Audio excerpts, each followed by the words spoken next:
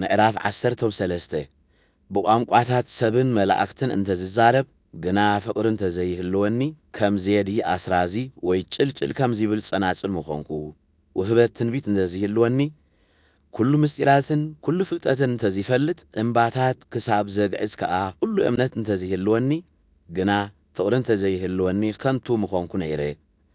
ኩሉ ገንዘበይ ከዓ ንድኻታት እንተዝዕድል ሰብነተይ ንምንዳድ ኣሕሊፈ እንተዝህብ ግና ፍቅሪ እንተዘይህልወኒ ሓንቲ እኳ ኣይጠቕመንን እዩ ፍቅሪ ዓቃልያ ፍቅሪ ልዋህ እያ ፍቅሪ ኣይተቐንእን እያ ፍቅሪ ኣይትጀሃርን እያ ኣይትዕበን እያ ፍቅሪ ስዲ ኮነትን ናይ ጣዕመኒ ብዝብል ኣይትምራሕን እያ ፍቅሪ ኣይትቁጣዕን ኣይትቕየምን እያ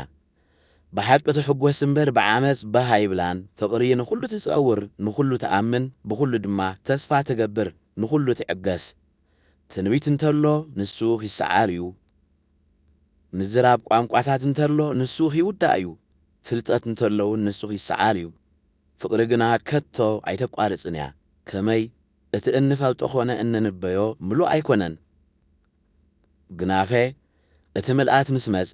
እቲ ጎደሎ ይሰዓር እዩ ቆልዓ ኣብ ዝነበርኩሉ ግዜ ከም ቆልዓ እዛረብ ነበርኩ ከም ቆልዓ ኣሓስብ ነበርኩ ከም ቆልዓውን እመራመር ነበርኩ ሰብኣይ ምስ ኮንኩ ግና